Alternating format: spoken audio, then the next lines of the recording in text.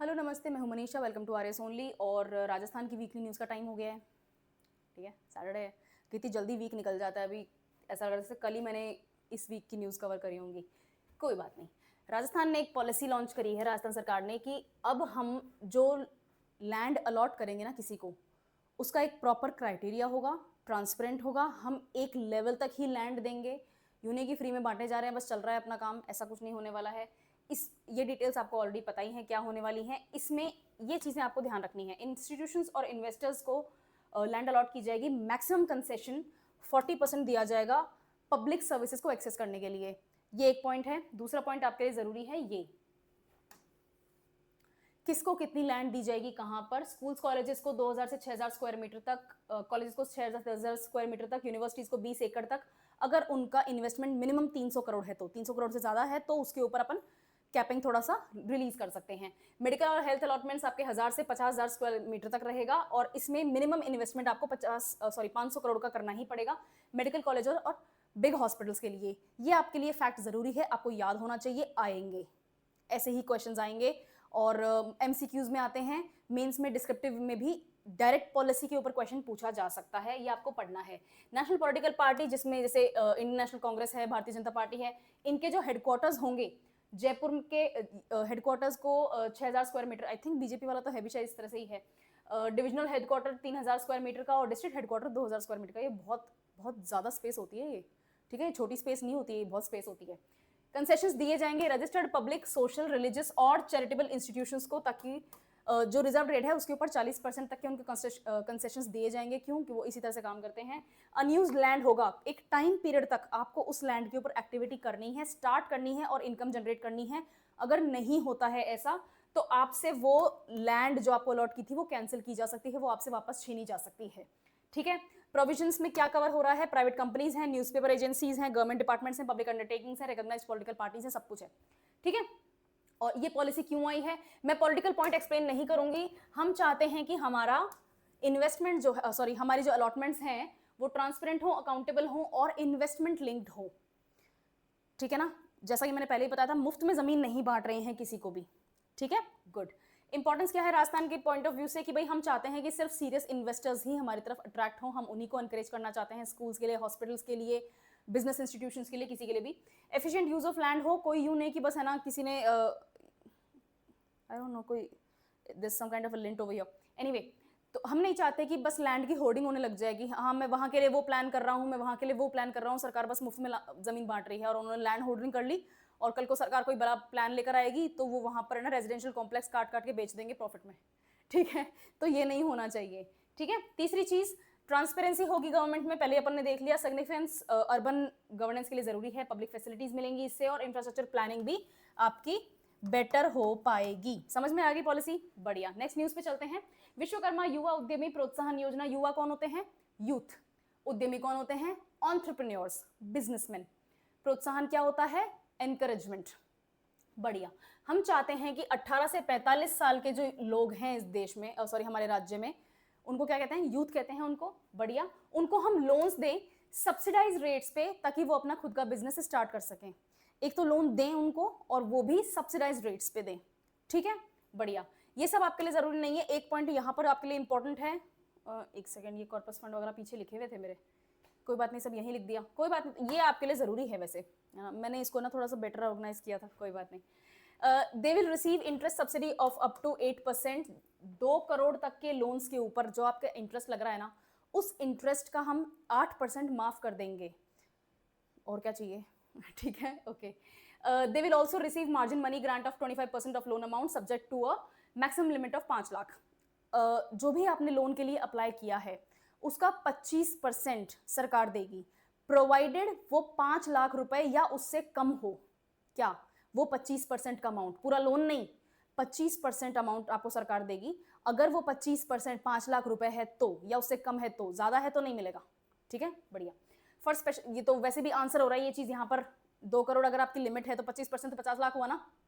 बढ़िया। Special categories कौन कौन सी होती है? विमेन, एससी एसटी, फार्मर्स, ये कहाँ गए? हाँ, disabled rural and enterprise entrepreneurs होते हैं ये। ओके। वीवर्स आपके हैंडीक्राफ्ट्स हो गए, आर्टिसंस वगैरह हो गए, ये सब जिनके पास में ये आईडी कार्ड है कि हम यही लोग हैं। ठीक है, फ्रॉड वगैरह ना हो। इनको 1 करोड़ से ऊपर के लोन्स, 2 करोड़ तक के, इनको इनकी इंटरेस्ट में 1% सब्सिडी और दे दी जाएगी। 8% तो पहले ही मिल रही थी, 1% और दे देंगे, ठीक है। और कॉर्पस फंड क्रिएट किया गया है 150 करोड़ रुपए का इसी पर्पस के लिए, ठीक है। तो कितने लोग ले सकते हैं? अगर एक एंटरप्रेन्योर ने 2 करोड़ रुपए अगर लोन अप्लाई किया है तो 150 करोड़ के लिए कितने ले सकते हैं? 75, 7 to 14, 15, हाँ 75, ओके, डिसेंट अमाउंट, ठीक है, कुछ तो हो रहा है वाली बात है। स्कीम क्या है? स्कीम आपको मैं ऑलरेडी बता चुकी हूँ, एंटरप्रेन्योरशिप प्रमोट करनी है यूथ के अंदर, ठीक है ना। कैसे होगी? उनको क्रेडिट एक्सेस देंगे, उनको इंटरेस्ट सब्सिडी देंगे और उनको मार्जिन मनी सपोर्ट भी करेंगे। हमारा एम्प्लॉयमेंट को टारगेट करना एम है और हम चाहते हैं कि आत्मनिर्भर राजस्थान हो। आत्मनिर्भर भारत कैसे पॉसिबल है? जब राज्य भी आत्मनिर्भर होंगे तो पॉसिबल है ना, राइट। हम चाहते हैं कि वो खुद का बिजनेस स्टार्ट करें, जॉब्स के पीछे ना भागें, और बिजनेस स्टार्ट करने के लिए पैसा लगता है और पैसा सरकार देगी, ठीक है, okay. Economic and social impact encourages startups and MSMEs. सीधी सी बात है, 2 करोड़ के अंदर अंदर अगर आपको बिजनेस एस्टेब्लिश करना है तो आपको ये हैवी इंडस्ट्री तो सब कर नहीं रहे हैं, आप बहुत ही मार्जिनल, बहुत ही स्मॉल बिजनेस को इस्टेब्लिश कर रहे हैं। तो स्टार्टअप्स और एमएसएमईज जो रूरल और अर्बन दोनों जगहों पे इस्टेब्लिश कर रहे हैं, उनके लिए काफ़ी बड़ी हेल्प है, अच्छी हेल्प है, बढ़िया। इससे ट्रेडिशनल क्राफ्ट्स को भी बहुत ज़्यादा हेल्प मिलेगी। आर्टिसंस कवर हो रहे थे, है ना, वीवर्स कवर हो रहे थे, तो ये क्या है? हैंडीक्राफ्ट्स वाले लोग हैं, ठीक है ना, जो हाथ का काम करते हैं, वेरी गुड। अनएम्प्लॉयमेंट को एड्रेस किया जा सकता है, और सबसे बड़ी प्रॉब्लम क्या है? रूरल एरियाज से लोग एम्प्लॉयमेंट की सर्च में, जॉब सर्च में या लाइवलीहुड की सर्च में, कुछ भी काम मिले चाहे, लेकिन शहर आ जाते हैं, है ना। तो शहरों में ओवर क्राउडिंग होती है, ओवर क्राउडिंग के कारण शहर जो होते हैं वो मिसमैनेज हो जाते हैं। तो हम चाहते हैं कि लोग जहाँ पर हैं वहीं पर रहें, वहीं पर अपना काम करें, वहीं पर अपना क्या कहते हैं, लाइफ स्पेंड करें, ठीक है। तो माइग्रेशन हमें रोकना है, कम करना है। और क्रेडिट कल्चर को आप मेजर फाइनेंशियल इंस्टीट्यूशन से जोड़कर इंडिया के फाइनेंशियल इंक्लूजन को और ज्यादा स्ट्रॉन्ग कर रहे हैं। जनधन योजना आई थी, प्राइम मिनिस्टर मोदी की आई थी, है ना, ये आई थी ना। इसका मेन पर्पस क्या था? कि हमें मेन फाइनेंशियल सेक्टर में सबको पार्टिसिपेट करवाना है। मुझे पता था आज जरूर मच्छर है, क्योंकि मेरे को 1-2 तो ऑलरेडी अड़ के जा चुके। चलो समझ में आ गया, है ना। तीसरी न्यूज़ देखते हैं। राजस्थान विजन डॉक्यूमेंट रिलीज हुआ है और इसका ये थीम है टुवर्ड्स द डेवलप्ड राजस्थान। इसमें ये सब आपके लिए इंपॉर्टेंट नहीं है, आपके लिए इंपॉर्टेंट है, हाँ, एक तो फोकस एरियाज आपके लिए इंपॉर्टेंट है। हम चाहते हैं 100% लिटरेसी हो, हम चाहते हैं कि स्टूडेंट सेंट्रिक और स्किल बेस्ड एजुकेशन दिया जाए, हम चाहते हैं कि यूथ का और वुमेन का एम्पावरमेंट हो, हम चाहते हैं कि बढ़िया हेल्थ केयर मिले, हम चाहते हैं कि नेचुरल रिसोर्सेज को हम सस्टेनेबली मैनेज कर सकें, यूज़ कर सकें, हम चाहते हैं कि अर्बनाइजेशन को और हाउसिंग को अफोर्ड कर सके, स्मार्ट कम्युनिटीज़ एंड सिटीज़, याद है सस्टेनेबल डेवलपमेंट गोल्स, बढ़िया, ठीक है। और ट्रांसपोर्ट सिस्टम को भी हम बेहतर बनाना चाहते हैं, और एनर्जी, क्लाइमेट चेंज का ज़माना चल रहा है तो एनर्जी के ऊपर सब ध्यान देते हैं। ये आपके फोकस एरियाज हैं, ये आपके सेक्टर्स हैं। ये सेक्टर्स आपको याद होने चाहिए, मतलब एग्रीकल्चर सेक्टर भी हो गया, हेल्थ भी हो गया, एजुकेशन भी हो गया, सारे सेक्टर्स जो हैं आपके इसमें इन्वॉल्व होते हैं। बैकग्राउंड ये सब, ये इंपॉर्टेंट है आपके लिए। शॉर्ट टर्म टारगेट 2030 तक का हमारा क्या है राजस्थान का? $350 बिलियन की इकोनॉमी क्रिएट करना। तो अभी क्या है, मतलब ऑब्वियसली 350 से कम है। चलो मुझे कमेंट्स में बताओ कि राजस्थान की इकोनॉमी, राजस्थान की जीडीपी अभी क्या है? जीडीएसपी जो होती है, हाँ जीडीएसपी, तो राजस्थान की स्टेट जीडीपी क्या है? और हमारा लॉन्ग टर्म विजन, जब आज़ादी का अमृतकाल वगैरह वाला चल रहा है ना, तो जब 2047 होगा तो इंडिया को आज़ाद हुए हुए 1 सेंचुरी हो चुकी होगी, 100 साल हो चुके होंगे। तो इंडिया का टारगेट, तो हमें इंडिया का टारगेट में देखना है, राजस्थान का टारगेट है कि हमें 4.3 ट्रिलियन इकोनॉमी बननी है। इंडिया की इकोनॉमी इस वक्त 4 ट्रिलियन है, हाँ ठीक है, 22 साल और है हमारे पास में कुछ करने के लिए। खैर, इसकी सिग्निफिकेंस, डिपार्टमेंट्स को एक पर्टिकुलर डायरेक्शन मिल जाता है, एक टारगेट मिल जाता है जिसको अचीव करने के लिए वो काम कर सकते हैं। पब्लिक पार्टिसिपेशन होगा इसमें, स्टेक होल्डर्स ड्रिवन होंगे, और मेजरेबल टारगेट्स दिए गए हैं ताकि उनको अचीव करने के लिए हम बेंचमार्क्स क्रिएट कर सकें और अचीव कर सकें, उन तक पहुँच सकें, ठीक है ना। राजस्थान की ग्रोथ स्टोरी को हम इंडिया की डेवलपमेंट गोल्स के साथ में लिंक करना चाहते हैं। ये अब एक अवार्ड है, राज किशन साथी प्रोजेक्ट को हम अवार्ड मिला है, नेशनल CIPS ने अवार्ड दिया है, इनोवेशन अवार्ड दिया है। किसने दिया है? जम्मू कश्मीर के लेफ्टिनेंट गवर्नर जो है मनोज सिन्हा जी, इन्होंने दिया है। ये कौन है? मनोज सिन्हा जी कौन है? थोड़ा गूगल करो, पढ़ो इन चीज़ों को, ठीक है, ओके। ये सब आपके लिए इंपॉर्टेंट नहीं है, ये इंपॉर्टेंट है। राजकिशन साथी क्या है? एक ऐसा डिजिटल प्लेटफॉर्म है जिसको डेवलप किया गया है राजस्थान के IT एंड कम्युनिकेशंस डिपार्टमेंट के द्वारा। क्यों? ताकि फार्मर्स के लिए जो भी हेल्प गवर्नमेंट या प्राइवेट इंस्टीट्यूशंस जैसी भी हेल्प डिक्लेयर होती है, चल रही है, कोई स्कीम है, कोई पॉलिसी है, कहीं उनको कोई बेनिफिट दिया जा रहा है, जो भी है, along with direct benefit transfer, वो एक ही पोर्टल पे उनको मिल सके। खेत में जो भी फसल है उसके ऊपर कोई पेस्ट लग गया है, उसके लिए क्या दवाई लगानी है, राजकिशन साथी पे जाओ, पता लगा लो, ठीक है। फसल ठीक है, हार्वेस्टिंग हो गई है, फैलो है, अब मुझे नई फार्म के लिए नई क्या कहते हैं फसल के लिए अपने फार्म को रेडी करना है, मुझे सीड्स चाहिए, कहाँ से मिलेंगे, राजकिशन साथी से मिलेंगे, ठीक है। समझ में आ गया क्या हो रहा है। और डीबीटी भी इसमें ऐड कर दिया गया है, ये रहे, ये डायरेक्ट बेनिफिट ट्रांसफर देते हैं फार्मर्स को। फार्मर्स लाइसेंसेस के लिए अप्लाई कर सकते हैं, क्रॉप डिजीज रिलेटेड जो भी एडवाइस चाहिए उनको उसके लिए अप्लाई कर सकते हैं, सीड डिस्ट्रीब्यूशन सपोर्ट भी उनको मिल सकता है। ये तो मैंने सिर्फ 3 ही चीज़ें कवर करी हैं, 125 से भी ज़्यादा सर्विसेज यहाँ पर इंटीग्रेट की गई हैं। फार्मर्स के लिए जो भी ज़रूरत होती है वो इस पोर्टल से एड्रेस की जा सकती है। इसकी सिग्निफिकेंस क्या है, सीधी सी बात है, अगर आपको एक ही जगह कोई काम मिल जाएगा। सिंगल विंडो सिस्टम क्यों इंपॉर्टेंट है, करप्शन के चांसेस कम हो जाते हैं, यानी कि आपका सिस्टम, आपका जो गवर्नेंस सिस्टम है वो ट्रांसपेरेंट होगा, तो ट्रांसपेरेंसी और एफिशिएंसी देखने को मिलेगी सर्विस डिलीवरी में। फार्मर्स को जो भी स्कीम बन रही है ना उस तक पहुंचने का फायदा मिलेगा, वो एक्सेसिबल होंगी, राइट। हाँ, good, okay. Digital India mission, obviously बात है, सब कुछ डिजिटल अगर होगा, पोर्टल क्या कहाँ बन रहा है, इंटरनेट पे बन रहा है ना, तो डिजिटल इंडिया मिशन यहाँ पर टच होता है। और ई गवर्नेंस, जो प्राइम मिनिस्टर मोदी का जो सपना है ई गवर्नेंस वाला, मिनिमम गवर्नमेंट मैक्सिमम गवर्नेंस वाला, वो यहाँ पर एड्रेस होता है। गुड।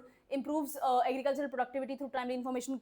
अब फार्मर को बार बार बड़े शहरों तक आके और जो भी एग्रीकल्चर डिपार्टमेंट है वहाँ पर प्रेजेंट होके और अपनी प्रॉब्लम्स को एड्रेस करवाने की ज़रूरत नहीं है, वो अपने फ़ोन के ऊपर राजकिशन सारथी को लॉगिन कर सकते हैं और वहाँ पर अपनी प्रॉब्लम का समाधान निकाल सकते हैं। तो आपका टाइम बचेगा तो एग्रीकल्चरल प्रोडक्टिविटी भी आपकी बेटर होगी। राजस्थान का इनोवेशन नज़र आता है डिजिटल परफॉर्मेंस में, डिजिटल गवर्नेंस में। और हाँ, ये एक ही एक पॉइंट हो रहा है, तो ठीक है, ईज ऑफ डूइंग बिजनेस, तो ईज ऑफ डूइंग एग्रीकल्चर भी होना चाहिए, वही है, ठीक है, ओके।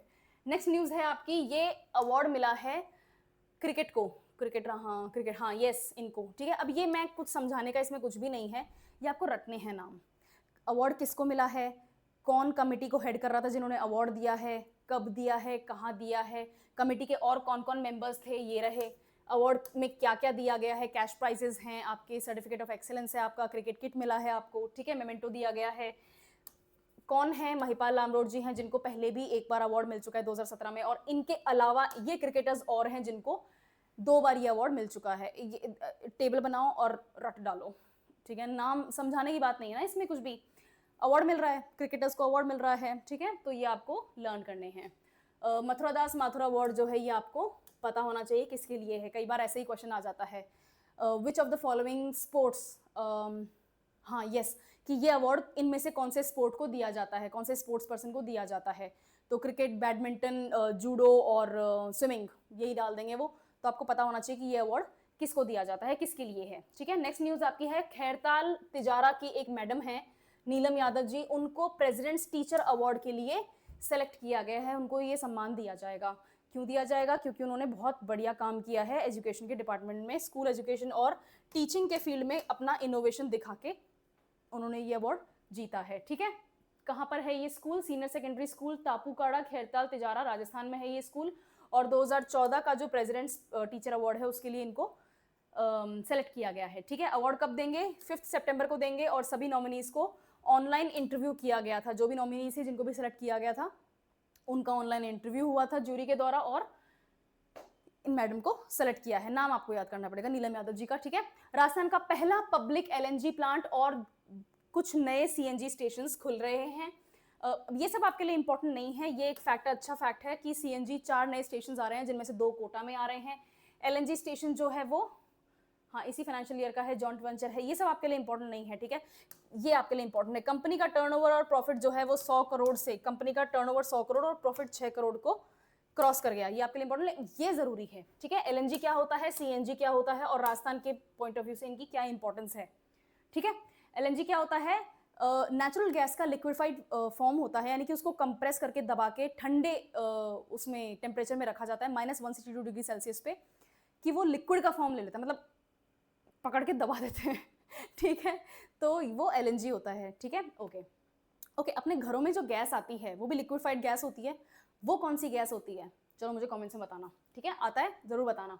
सीएनजी कौन सी होती है? सीएनजी भी नेचुरल गैस होती है और उसको कंप्रेस कर दिया जाता है। ये लिक्विड फॉर्म में नहीं होता है, ये गैसियस फॉर्म में ही होता है और इसको व्हीकल्स के फ्यूल के लिए यूज किया जाता है। ये इको फ्रेंडली भी है और कॉस्ट एफिशिएंट भी है, बट ये बहुत डेंजरस भी है। डेंजरस है ना। आई रिमेंबर मैं कॉलेज में थी तब ऐसी एक दो घटनाएं हुई थी जब वो सिलेंडर फट जाता था, बट आई थिंक अब तो काफ़ी इंप्रूवमेंट हो गया होगा बहुत अब, लेकिन फिर भी बहुत रेयरली सीएनजी को राजस्थान में यूज़ किया जाता है। दिल्ली में सीएनजी बहुत कॉमन है, मतलब लगभग हर पेट्रोल पंप पे एक सीएनजी स्टेशन भी है, तो दिल्ली में CNG is very very common. Anyway, Rajasthan के पॉइंट ऑफ व्यू से ये न्यूज़ इंपॉर्टेंट क्यों है? क्योंकि हमने first public sector LNG plant start किया है, ठीक है। सीएनजी स्टेशंस को एक्सपैंड करने का मतलब ये है कि लोग सीएनजी को as a viable fuel option consider कर रहे हैं।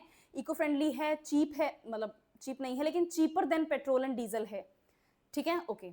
और आपका एनर्जी इंफ्रास्ट्रक्चर और आपके फॉसिल फ्यूल्स की जो डिपेंडेंस है इसको कम करने की तरफ एक अच्छा कदम है, ठीक है। फॉसिल फ्यूल्स अगर आप फ्यूल में यूज़ करेंगे, चाहे आप इन दोनों नेचुरल गैस की जगह उसको यूज़ करेंगे, तो इट्स पोल्यूटिंग एनवायरनमेंट के लिए, क्लाइमेट के लिए, अर्थ के लिए, इट्स डैमेजिंग, है ना, तो हम वो नहीं करना चाहते। आरएसजी का प्रॉफिट ग्रोथ क्या बताता है कि ठीक है, गैस सेक्टर में अच्छा वायबिलिटी है, अच्छा इन्वेस्टमेंट किया जा सकता है, इससे कमाया जा सकता है। डिविडेंड डिस्ट्रीब्यूशन जो है वो इन्वेस्टर्स का कॉन्फिडेंस भी, अच्छा ठीक है, इनको प्रॉफिट होगा तो जो इनके शेयर होल्डर्स हैं उनको वो डिविडेंड देंगे, है ना, डिविडेंड देंगे तो इनकी एक तरह से मार्केट में इनकी इमेज अच्छी होगी, इनके पास और इन्वेस्टमेंट आएगा, है ना, और इन्वेस्टमेंट आएगा तो ये और स्टेशंस खोल सकते हैं और उसके अंदर इनोवेशन कर सकते हैं और जॉब क्रिएशन होगा, ठीक है। तो ये साइकिल चलती जाती है, राइट, बहुत बढ़िया। पॉलिसी लिंकेजेस, इंडिया का जो एक पुश है कि हम गैस बेस्ड इकोनॉमी बनना चाहते हैं, 2030 तक हम 6% से 15% तक अपना गैस शेयर पहुंचाना, अभी कितना है 6%, हम कितना जाना चाहते हैं 15%, 5 साल के अंदर अंदर अब हमारा टारगेट 15% पे पहुंचना है। तो ये तभी पॉसिबल है जब आप गैस बेस्ड कोई भी इन्वेस्टमेंट करेंगे यहाँ पे, राइट। और राजस्थान का रिन्यूएबल और क्लीन एनर्जी रोड मैप जो है वो यहाँ पर एड्रेस होता है। अच्छा, सस्टेनेबल डेवलपमेंट गोल में क्लीन एनर्जी कौन से वाले गोल पे है? सस्टेनेबल डेवलपमेंट गोल्स हैं, उसमें क्लीन एनर्जी सबसे बड़े पॉइंट्स में से एक है, एक कंप्लीट अपने आप में एक गोल है। Clean energy, clean and affordable energy, वो कौन सा गोल है? ठीक है, ओके, ये जरूरी है। नेक्स्ट न्यूज़ है आपकी, ये बहुत ही बोरिंग न्यूज़ है। नेक्स्ट न्यूज़ है आपकी, Rajasthan to reward outstanding PACS and LAMPS in International Year of Cooperatives. 2025 आपका इंटरनेशनल ईयर ऑफ कोऑपरेटिव्स है। सहकार भवन सुना है, जयपुर में ऑफिस है, बाईस गोदाम के पास है, सहकार भवन का ऑफिस है, बढ़िया। तो सहकार आपका 2025 का मोस्ट इंपॉर्टेंट टॉपिक है क्योंकि ईयर ऑफ कोऑपरेटिव्स बोला है इसको। जैसे ईयर ऑफ मिलेट्स था, ईयर ऑफ मिलेट्स कौन सा था? ईयर ऑफ कौन सा था? 2023 था, ठीक है, ईयर ऑफ मिलेट्स। उसी तरह से ईयर ऑफ कोऑपरेटिव्स है 2025, ही आपके लिए फैक्ट जानना जरूरी है।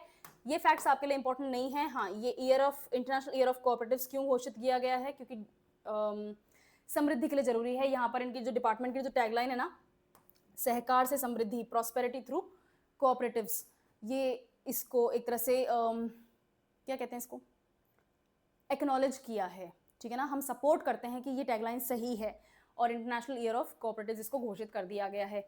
ये अवार्ड जो है एक हेल्दी कंपटीशन क्रिएट करेगा अलग अलग कोऑपरेटिव्स के अंदर। ये जरूरी नहीं है आपके लिए जरूरी ये है कि कोऑपरेटिव सोसाइटीज को एलिजिबल होने के लिए 3 कंडीशंस फुलफिल करनी पड़ती हैं। पहली कंडीशन, दूसरी कंडीशन, तीसरी कंडीशन। पहली क्या है? They must have generated income through at least 3 non debt activities. Loan लेके पैसा कमाया हुआ नहीं दिखाना है, कुछ क्रिएट करके बेचना है और उसे बेच के जो आपने पैसा कमाया है वो होती है नॉन डेट एक्टिविटी। उसको डेप्ट नहीं बोलते, उसको डेट बोलते हैं, बी साइलेंट होता है। तो ये होती है नॉन डेट एक्टिविटी। तो आपके पास में कंसिस्टेंटली 3 नॉन डेट एक्टिविटीज होनी चाहिए, पहली कंडीशन। दूसरी कंडीशन, और ये तीनों मैच मिलनी चाहिए, बाय द वे कंडीशन तीनों सेटिस्फाई होनी चाहिए।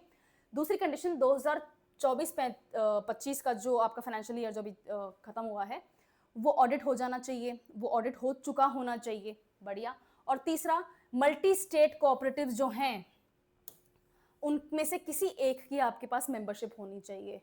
ये रटने वाले पॉइंट हैं, इसमें समझना कुछ नहीं है। आज की न्यूज़ बहुत बोरिंग है, मैं लिखते हुए भी ना मेरे को बासियाँ आ रही थी। एनडीसी, नेशनल कोऑपरेटिव डेटाबेस जो है वो डिस्प्ले करेगा आपका स्कोर। आपको स्कोर दिया जाएगा, कोऑपरेटिव सोसाइटीज़ को, कोऑपरेटिव कंपनीज को जो है वो उनको स्कोर दिया जाएगा, 5 पैरामीटर्स पे दिया जाएगा और हर पैरामीटर के 100 मार्क्स मिलेंगे। ये रहे वो पैरामीटर्स, ठीक है। Activities, financial performance, identity, physical infrastructure और आपका ऑडिट, हर पॉइंट के 100 मार्क्स हैं। 500 मार्क्स में से आपको पॉइंट्स दिए जाएंगे, मार्क्स दिए जाएंगे, उसी बेसिस पे आपको रैंक्स मिलेंगी, उसी बेसिस पे आपको अवार्ड दिया जाएगा, ठीक है। ये स्कोर्स ठीक है, best performing cooperative will be awarded, ठीक है, समझ में आ गया, okay. Cash prices, first place को 51,000, सेकंड प्लेस को 31,000, थर्ड प्लेस को 21,000, 15 कंसोलेशन प्राइजेस भी होंगे 5100 रुपए के। एलिजिबिलिटी कंडीशंस, आपकी जो 3 नॉन डेट एक्टिविटीज हैं, आपका अकाउंट है, मेंबरशिप, ये रिपीट हो गया पॉइंट, एनीवे समझ में आया, बहुत बढ़िया। Next, importance of cooperatives, cooperatives की जरूरत क्या है। आप क्रेडिट लिंक, ओके, इसी में देखते हैं, मैं instead of creating more confusion अपन यही देखते हैं। Cooperatives play a vital role in rural credit distribution, agricultural support and community-based economic empowerment. Cooperative का मतलब क्या होता है? Cooperative का मतलब होता है कि कम्युनिटी खुद मिलके एक साथ आके और अपने रिसोर्सेज को यूज करना चाहते हैं सस्टेनेबली, प्लान्ड वे में, जैसे भी, तो पूरी कम्युनिटी का पार्टिसिपेशन होता है। कोऑपरेटिव बैंकिंग भी होती है ना, सभी लोग मिलके अपना जो पैसे हैं उसको पूल करते हैं, एक जगह पूल कर लेते हैं और बैंक में उसका अकाउंट बना के छोड़ देते हैं। उन्हीं मेंबर्स में से या आउटसाइड भी किसी को पैसों की जरूरत होती है, लोन चाहिए होता है, तो वो अपने अकाउंट से एक्सेस करते हैं और कम रेट्स में उनको लोन प्रोवाइड करते हैं, ठीक है। और जब वो पैसे वापस आते हैं उनको वापस बैंक में डिपॉजिट कर दिया जाता है और कम्युनिटी का पैसा इंटैक्ट रहता है, इनफैक्ट अर्निंग होती है क्योंकि आपने इंटरेस्ट पे लोन दिया था, ठीक है। ये बहुत बहुत स्मॉल केस है, बहुत छोटे लेवल पे कोऑपरेटिव बैंकिंग का एग्जांपल है। कोऑपरेटिव बैंक्स बहुत बड़े बड़े भी हैं, ग्रैंड बैंक्स भी हैं, इसी को कहते हैं कोऑपरेटिव। कोऑपरेटिव एग्रीकल्चर सोसाइटी होती है, कोऑपरेटिव फर्टिलाइजर सोसाइटी होती है, ठीक है, ये सारे कोऑपरेटिव्स होते हैं। क्रेडिट डिस्ट्रीब्यूशन होता है, एग्रीकल्चर सपोर्ट होता है, इकोनॉमिक एम्पावरमेंट प्रोवाइड होता है, ठीक है, ओके। कोऑपरेटिव पीएसए जो है वो लोवेस्ट टियर है short term cooperative credit structure के लिए, और इसमें डायरेक्ट फार्मर्स को सर्विस कर दी जाती है। सिर्फ इसी की बात नहीं है, विमेन के लिए भी अच्छा है, फार्मर्स के लिए भी अच्छा है, जो फाइनेंशियल सिस्टम से बाहर हैं, अभी भी लोग जो बाहर हैं उनके लिए भी अच्छा है। आप आराम से अप्रोच कर सकते हैं, अपनी ज़रूरतों को एड्रेस कर सकते हैं। ये पैक्स का पॉइंट है। लैम्प्स का पॉइंट क्या है कि मल्टीपर्पज सर्विस है ट्राइबल और रूरल एरियाज़ के लिए, ठीक है। ट्राइबल और रूरल रीजन्स थोड़ा सा भी पहुंच से बाहर हैं लोगों के ज़्यादातर सर्विसेज के, तो कोऑपरेटिव्स वहाँ पर एक अच्छा सोल्यूशन हो सकता है। अवार्ड्स का कॉन्टेक्स्ट क्या है कि हम सेल्फ हेल्प, आत्मनिर्भर, डेमोक्रेसी, इक्वालिटी और सॉलिडारिटी को प्रमोट कर रहे हैं, और यही प्रिंसिपल्स हैं कोऑपरेटिव बिजनेस हाउसेस के भी, है ना, इन्हीं के लिए कोऑपरेटिव्स एग्जिस्ट करते हैं। बढ़िया, ठीक है। और एनसीडी के प्रॉफिट, अच्छा, एनसीडी पोर्टल क्या है? सेंट्रलाइज्ड प्लेटफॉर्म है developed by the ministry of cooperation to digitise cooperative societies data nationwide, ठीक है, ओके। ट्रांसपेरेंसी होती है, परफॉर्मेंस मॉनिटरिंग, ये तो समझ में आने वाली बात है। नॉन क्रेडिट एक्टिविटी कौन सी होती है? वो था ना वहाँ पे 3 नॉन डेट एक्टिविटीज होनी चाहिए, तो नॉन डेट एक्टिविटीज कौन सी होती हैं कि आप सिर्फ पैसे लेंड ना करके कुछ इनकम जनरेटिंग एक्टिविटीज दिखाएं, जैसे कि आपने सीड ऑफ फर्टिलाइजर्स को बेचा है, सप्लाई किया है, डेयरी यूनिट्स को आपने इस्टेब्लिश किया है। डेयरी यूनिट्स होती है तो मतलब क्या होता है, मिल्क एंड मिल्क प्रोडक्ट्स आपने क्रिएट करे हैं, बेचे हैं। कोल्ड स्टोरेज बनाए हैं, कोल्ड स्टोरेज में ऑब्वियसली बात है कि आप, कोई फार्मर आपके कोल्ड स्टोरेज को यूज करेगा तो वो कोई इनकम प्रोवाइड करेगा आपको, कोई ना कोई बुकिंग चार्जेस होंगे, कोई ना कोई उसमें एंटर करने के चार्जेस होंगे, राइट। हर कोई थोड़ी ना आके अपना सामान रख देगा, राइट। और रूरल मार्केटिंग भी आपके लिए एक नॉन डेट एक्टिविटी है, ओके। गवर्नेंस और इकोनॉमी, ये आपको पता है कि किस तरह के क्वेश्चंस बन सकते हैं इसके ऊपर। एथलेटिक्स अकेडमी बनी है अजमेर में, अजमेर पटेल स्टेडियम में एक एथलेटिक्स अकेडमी बनी है। मैंने आपको हर क्लास में कोई ना कोई स्पोर्ट्स की न्यूज़ बताई है ना। वर्ल्ड पुलिस गेम्स हो गया, जूडो ताइक्वांडो में अच्छे रिजल्ट्स आ रहे हैं, बैडमिंटन में अच्छे रिजल्ट्स आ रहे हैं, रेसलिंग में अच्छे रिजल्ट्स आ रहे हैं, boxing, free martial arts, mix martial arts, इनमें अच्छे रिजल्ट्स आ रहे हैं, हम मेडल्स ला रहे हैं। इसका असर क्या पड़ता है? इसका असर ये पड़ता है, ठीक है। शुरुआत करने वाले को थोड़ी सी एक्स्ट्रा मेहनत करनी पड़ती है दुनिया से कम्पीट करने के लिए, लेकिन जब वो इस्टेब्लिश हो जाते हैं तो गवर्नमेंट उनका सपोर्ट करती है, प्राइवेट इंस्टीट्यूशंस उनका सपोर्ट करते हैं और उनके लिए ये फैसिलिटीज़ क्रिएट कर दी जाती हैं उनके बाद में आने वाली जनरेशन के लिए, ठीक है, ओके। समझ में आ गया होगा, बहुत बढ़िया। अजमेर के पटेल स्टेडियम में एथलेटिक्स एकेडमी इनॉग्रेट करी, किसने इनॉग्रेट करी है? स्टेट असेंबली स्पीकर हैं वासुदेव देवनानी जी, उन्होंने इनॉग्रेट करी है। नाम इंपॉर्टेंट है भी नहीं भी, कभी कभी क्वेश्चन आ भी जाते हैं इस तरह के, अब काफ़ी टाइम से तो इस तरह का direct word by word question नहीं आया है, बट ठीक है, अच्छी बात है, नाम याद हो तो। अकेडमी में 30 एथलीट्स को हाउस करने का स्पेस है, उनको फूड, एजुकेशन और फिजिकल ट्रेनिंग प्रोवाइड करने की स्पेस है। 30 एथलीट्स एक बार में यहाँ पर रह सकते हैं और ट्रेन कर सकते हैं कंफर्टेबली, ओके। और इन्होंने क्या बोला है? इन्होंने बोला है अजमेर स्पोर्ट्स हिस्ट्री के लिए एक सुनहरा दिन है आज का, हमने इसको वो किया है, इनॉग्रेट किया है। Devnani also greeted Mahima Chaudhary for winning a medal at World University Games. World University Games हुए थे जर्मनी में, उसके लिए मेडल, ये एक डिफरेंट न्यूज़ है, सेपरेट न्यूज़ है, मैं अलग से इसका एक वीडियो लेकर आऊँगी, ठीक है। ओके, कॉन्टेक्स्ट आपको पता ही है कि इंडिया में फिट इंडिया मूवमेंट और खेलो इंडिया मूवमेंट चल रहा है।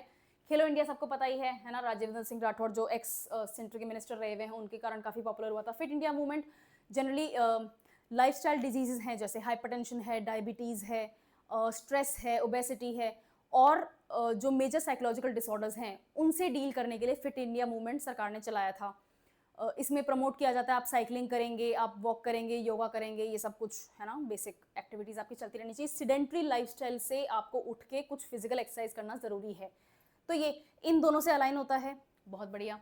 और इस तरह का जो अकेडमी सेटअप होती हैं उनसे ट्रेनिंग, न्यूट्रिशन और एजुकेशन को स्ट्रक्चर मिलता है, प्रोवाइड करने का एक फुल प्रूफ आपके पास में प्लान होता है कि हम इनको ऐसे ट्रेन करेंगे, कहाँ से ट्रेनर्स लेकर आएंगे, किस तरह की ट्रेनिंग होगी, किस तरह का मेडिकल स्टाफ होगा, किस तरह का सपोर्ट स्टाफ होगा, सिक्योरिटी होगी, ये सब कुछ आपको यहाँ देने को मिलता है। और ये सिर्फ ट्रेनिंग की बात है, न्यूट्रिशन और एजुकेशन भी उसी हिसाब से आपका वाइड हो जाता है।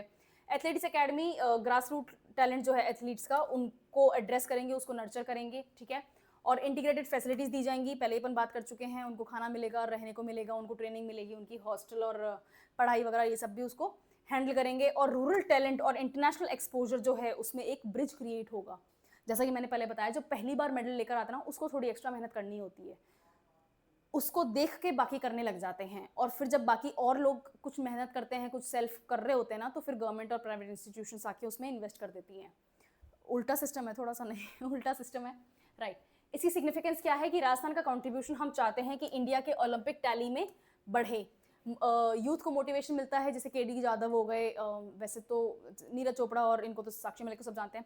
सुशील कुमार ने रेसलिंग में गोल्ड जीता था, जी हाँ वही Sushil Kumar. It's a very negative news जो उनके बारे में बाद में आई, बट और it's actually a very sorry state of athletes जो मेन स्ट्रीम क्रिकेट से जुड़े हुए नहीं हैं, है ना। तो ये सिर्फ इसलिए दुख की बात नहीं थी कि उन्होंने कोई क्रिमिनल एक्टिविटी करी, ये इसलिए भी दुख की बात थी कि उनको क्रिमिनल एक्टिविटी करनी पड़ गई, ठीक है। और वो मोटिवेशन हम नहीं चाहते दूसरों को मिले, उनका मेडल वाला मोटिवेशन मिलना चाहिए, बट उसके बाद में जो उन्होंने किया वो मोटिवेशन नहीं मिलना चाहिए। सिर्फ वही कारण है कि मैंने वो नाम यहाँ नहीं लिखा, otherwise I was a very big fan of Sushil Kumar. Anyway, sports development policies आपकी डिसिप्लिन, यूनिटी और सोशल हार्मनी को प्रमोट करते हैं। स्पोर्ट्स सबसे अच्छे दोस्त बनाते हैं, हाँ okay. Academy embodies government vision of sports as a tool for empowerment and identity, ये गवर्नमेंट का एम है। ये न्यूज़ है, नेशनल एनुअल रिपोर्ट और इंडेक्स आई है विमेन सेफ्टी के ऊपर। सबसे नेगेटिव न्यूज़, सबसे मेरा मूड खराब हो जाने वाली न्यूज़ आज की यही है। जयपुर का जो परफॉर्मेंस है ना, वो इतना निराशाजनक है, इतना ज़्यादा गुस्सा दिलाने वाला है कि मैं आपको क्या बताऊँ। एनीवे, तो एक नेशनल रिपोर्ट आई है, एनुअल रिपोर्ट और इंडेक्स आया है विमेन सेफ्टी के ऊपर, एनसीआरआई रिपोर्ट आई है 2025 की। उन्होंने 31 सिटीज़ में 12,700 महिलाओं और लड़कियों के ऊपर ये सर्वे किया है, जिसमें पाया है कि 40% महिलाएं जो हैं वो अपने आप को इस देश में सेफ नहीं फील करती। ट्रिगर होने की ज़रूरत नहीं है, ये सच है, बल्कि मैं कहूँगी कि 40% से ज़्यादा बड़ा फिगर है। कोई ऐसा मैं मुंबई, दिल्ली में बड़े सिटीज़ में रही हुई हूँ, और मैं बहुत अच्छे हॉस्टल्स में, बहुत अच्छी जगहों पे अपने फ्लैट लेके रही हुई हूँ, पढ़ाई करने के लिए, जॉब करने के लिए। There was not a single day in Delhi when I felt safe. ये छोटी बात नहीं है। इनफैक्ट जयपुर में भी विजिट करते हैं कभी तो ऐसी जगहों पे, तो फिर महसूस हो जाता है कि I am not safe your, ठीक है ना। वो एक इंट्यूटिव होता है, वो अंधा डर नहीं है। ऐसे तो हर कहीं भी आप अनसेफ ही हो, फिर तो बाथरूम में भी लोग अनसेफ होते हैं, बेड से गिर के लोगों की डेथ हो जाती है, अनसेफ ही है। लेकिन ये डिफरेंट है, ये किसी और के कारण मुझे अनसेफ फील कराया जा रहा है, वो वाला प्रॉब्लम है। और इसीलिए हैरेसमेंट को सीरियसली लेना भी चाहिए, क्योंकि ये आज नहीं तो कल क्राइम में ट्रांसलेट हो जाता है ना। ईव टीजिंग वगैरह को आप ध्यान नहीं दोगे, घूरते हैं लोग, उसको ध्यान नहीं दो। और इसमें महिलाएं भी शामिल हैं बाय द वे, वो भी सेफ नहीं होता है, ठीक है ना। जो कोई एक महिला है, कोई टूरिस्ट है, और उसको वो कहीं घूमने गई है और वहाँ की लोकल महिलाएं उसको घूर रही हैं यूं करके, दैट्स नॉट सेफ, ठीक है। तो ये सिर्फ पुरुषों के ऊपर अटैक नहीं है, ये महिलाओं के लिए भी साथ में साथ साथ लागू बात होती है। ये इंडेक्स बस महिलाओं के लिए है, बस इतना ही है, ठीक है। कोई भी वल्गर रिमार्क हो गया, किसी भी तरीके की पीछा करने वाली हरकतें हैं, सड़क चल रहे हैं और कोई भी कहीं पे भी हाथ लगा के जा रहा है, कैसे भी फेशियल एक्सप्रेशंस, बहुत ही वल्गर फेशियल एक्सप्रेशंस होते हैं, कई बार ऐसे वर्ड्स यूज़ करते हैं, ऐसे स्लीजी से एक्टिविटीज़ करते हैं, ये सब इसमें काउंट होता है। ये आपका हैरेसमेंट की डेफिनेशन होती है, ठीक है। और कोहिमा, विशाखापट्टनम, ये आपकी सेफ सिटीज़ हैं, अच्छी सिटीज़ हैं यहाँ पर। हाँ, इसमें देना नोटिस करो, नॉर्थ ईस्ट है ना। मुंबई में, मुंबई का नाम लेने वाली थी मैं, मुंबई में रहती थी मैं मुंबई में हर तरीके की जगह पे रही हुई हूँ, ठीक है। लेकिन जब मैं जॉब करती थी तो मैं ठाणे रहती थी मुंबई में। Thane is comparatively safer than main stream Mumbai, जिसको अपन कहते हैं ना अंधेरी वंधेरी जो है ना, बैंड्रा अंधेरी हो गया, कुर्ला हो गया, और नवी मुंबई वाला इलाका है, चेंबूर हो गया, वाशी हो गया, वहाँ से ज़्यादा सेफ मुझे ठाणे लगा। शायद मैं बड़ी हो गई थी, बड़े होके गई थी ज़्यादा, तो फिर इसलिए मुझे महसूस हुआ होगा, but Mumbai is still comparatively 1000 times safer than Delhi. तो दिल्ली के साथ तो कुछ सीरियस गड़बड़ है। और मोस्ट अनसेफ सिटीज़ में पटना, बिहार वैसे ही बेचारा बदनाम है। जयपुर, शेमफुल बात है कि जयपुर यहाँ पर इस लिस्ट में एग्जिस्ट करता है। फरीदाबाद दिल्ली के पास में है, और दिल्ली है ही है इसमें, ऑब्वियसली है ही। कोलकाता रोजी न्यूज़ में रहता है अजीब अजीब कारणों से। श्रीनगर दूसरे कारणों से अनसेफ है, ठीक है ना, यहाँ पर रिलीजियस कंट्रोल महिलाओं के ऊपर थोड़ा ज़्यादा है, तो उस कारण से ये अनसेफ ज़्यादा हो जाता है। और रांची झारखंड की कैपिटल है, झारखंड की कैपिटल है ना, छत्तीसगढ़ की क्या है फिर, रायपुर, ठीक है, ओके। तो ये अनसेफ सिटीज़ हैं, ये आपको लर्न करने हैं नाम, और ये अपने आप ही लर्न हो जाएंगे क्योंकि ये न्यूज़ में ऐसे ही रहते हैं। ये सिटीज़ कभी भी न्यूज़ में गलत कारणों से नहीं आए तो वो सेफ ही हैं, ठीक है। और ये जो फैक्ट है ना, इसने मुझे पर्सनली बहुत दुख पहुंचाया है। जयपुर में पॉक्सो के मामले जो हैं 70% से ज़्यादा बढ़े हैं। क्या कर रहे हो, क्या हो रहा है, ये शहर का क्या हाल हो रहा है, क्यों हो रहा है भैया ऐसा, ठीक है। तो अब पता नहीं, मतलब इसको समझाने का कुछ नहीं है, लेकिन ये अपने आप को है ना, मतलब आपको झकझोर दे ऐसा फिगर है, और ये अच्छी बात नहीं है। ओके, स्टैटिस्टिकल हाईलाइट, 7% विमेन 2024 में हैरासमेंट फेस कर चुकी हैं पब्लिक प्लेसेस में। और मैं आपको शर्त लगा के बता रही हूँ, लिख के बता रही हूँ, जवाब नहीं दिए होंगे महिलाओं ने, ये 7% ना होके कम से कम नहीं तो 70% है। मैं पर्सनल लाइफ में अपने ऐसी किसी लेडी को, किसी महिला को, किसी भी लड़की को नहीं जानती जिसने किसी ना किसी तरीके का हैरेसमेंट फेस नहीं किया है। एक एग्जाम्पल उसके पास में अपनी लाइफ का ज़रूर है, 100% है। क्या कर सकते हैं। 14% केसेस ऐसे हैं जो 18 से 24 साल की महिलाओं के साथ कोई हरकत हुई है उसका है। 30% हैरेसमेंट किसी न किसी जानकार ने या आस पड़ोस के लोगों ने किया है। 29% हैरेसमेंट पब्लिक ट्रांसपोर्ट में हुआ है, और पब्लिक ट्रांसपोर्ट वाला पॉइंट तो बहुत खतरनाक है। दिल्ली मुझे याद आ जाता है बस, और मैं कुछ नहीं बता सकती। खैर, ओनली 1 in 3 विक्टिम्स अपनी कंप्लेंट्स पहुंचाते हैं। आप कंप्लेंट पहुंचाओगे क्या? मैं आपको एक एग्जांपल देती हूँ। अब ये वाला पॉइंट है, ये वैलिड है भी और ये इनवैलिड भी है। आप कंप्लेंट पहुंचाओगे क्या? हाँ, आप रोड क्रॉस कर रहे थे और रेड लाइट थी, सिग्नल रेड सिग्नल था, रोड क्रॉस कर रहे थे, तो कार्स खड़ी हैं यहाँ पे, बाइक्स खड़ी हैं यहाँ पे, और आप रोड क्रॉस करके जा रहे हो। आपने रोड क्रॉस कर ली और आप दूसरी साइड से बस देख के उतर रहे हो, इतने में पीछे से किसी ने कमेंट कर दिया। आप पुलिस स्टेशन जाके किसकी कंप्लेंट करोगे और क्या करोगे, और वो किसको पकड़ लेंगे? तो 99% कंप्लेंट्स ऐसे ही होती हैं, जिनको कर नहीं सकता आप कर नहीं सकते उस कंप्लेंट को, क्योंकि आप बोलोगे किससे कि क्या हुआ, मैडम कहाँ हुआ था, भैया वहाँ हुआ था, किसने किया था, पर वो मेरे को नहीं पता। तो फिर क्या कर सकते हैं मैडम हम? बात तो सही है ना। आप कैमरा देख के पकड़ो, तो हर चौराहे पे कैमरा नहीं लगे हुए हैं, जो मेजर एरियाज हैं सिर्फ वहीं लगे हुए हैं, वो भी सिर्फ उन्हीं जगहों पे लगे हुए हैं जो मेजर सिटीज़ ही हैं। शायद जयपुर में कैमरे होंगे, क्या नाम है, उदयपुर में कैमरे होंगे, कुछ एरियाज़ में जोधपुर में होंगे। आपको लगता है पाली सिरोही में कैमरेज हैं, कैमराज हैं, कैमरेज क्या होता है, आपको लगता है वहाँ है? नहीं है। आपको लगता है नागौर के किसी छोटे से चौराहे में कैमरा होगा? नहीं। यही प्रॉब्लम है। समझ आ गया? बढ़िया। ये आपके फिगर्स हैं, और फिगर्स याद करने की ज़रूरत नहीं है। फिगर्स डायरेक्टली कोई नहीं पूछता है, स्पेशली क्राइम के फिगर्स कोई नहीं पूछता है। ये मैं अदरवाइज जानकारी के लिए लेकर आई हूँ। घटिया, मतलब मैं घटिया न्यूज़ है ये, गंदी न्यूज़ है ये, ठीक है। ये अच्छी बात नहीं है। अगर ये जयपुर की रैंक यहाँ नहीं होती ना, तो मैं ये न्यूज़ नहीं कवर कर रही होती, वो वाली बात है। खैर, वुमेन सेफ्टी एक अच्छा इंडिकेटर है, एक ज़रूरी इंडिकेटर है सोशल जस्टिस, गवर्नेंस और ह्यूमन डेवलपमेंट के लिए। HDI में अगर आपकी रैंक खराब है तो वो इसलिए है क्योंकि आपके यहाँ पर महिलाएं सुरक्षित नहीं हैं। ह्यूमन डेवलपमेंट इंडेक्स आता है, इंडिया का रैंक अच्छा नहीं है, उसका बहुत बड़ा कारण ये भी है, ठीक है। सिटीज़ सेफ फील नहीं हो रही हैं, उनको कैसे सेफ किया जा सकता है? स्ट्रीट लाइटिंग प्रोवाइड करो, CCTV सर्वेलेंस करो, कैमरा लगाओ, ठीक है। Women only transport facility start करो। क्या इनसे फर्क पड़ता है क्या? कुछ हद तक पड़ता है, लेकिन जब वो महिलाएं मान लेते हैं कि कोई पिंक बस चली, जयपुर में पिंक बस चलने वाली है, दिल्ली मेट्रो में हो गया, तो वहाँ पर क्या है, जो फर्स्ट कंपार्टमेंट है मेट्रो का वो महिलाओं के लिए ही है। तो आप कंपार्टमेंट में जब तक हो, बसों में जब तक हो, तब तक तो शायद सेफ हो, क्योंकि वो महिलाओं का ही है, आपके साथ कोई कुछ नहीं गलत करेगा। आप उतरोगे तो धरती पे वहीं जहाँ पर स्टेशन है, जहाँ पर आपको उतरना है, वहाँ पर तो होंगे कोई ना कोई। तो आप पब्लिक ट्रांसपोर्ट के दौरान जब तक आप उसको यूज़ कर रहे हो तब तक तो सेफ हो, लेकिन जैसे ही आप रोड पे आ जाते हो, उस ट्रांसपोर्ट को पीछे छोड़ देते हो, आप अनसेफ हो जाते हो। तो इससे फ़ायदा क्या हुआ? फ़ायदा है उस लेवल तक जहाँ तक आप उस चीज़ को यूज़ कर रहे हो, उसके बाद में तो फ़ायदा नहीं हो रहा है। तो इसको और बेटर करने की ज़रूरत है, कुछ बेटर प्लानिंग की ज़रूरत है, ठीक है।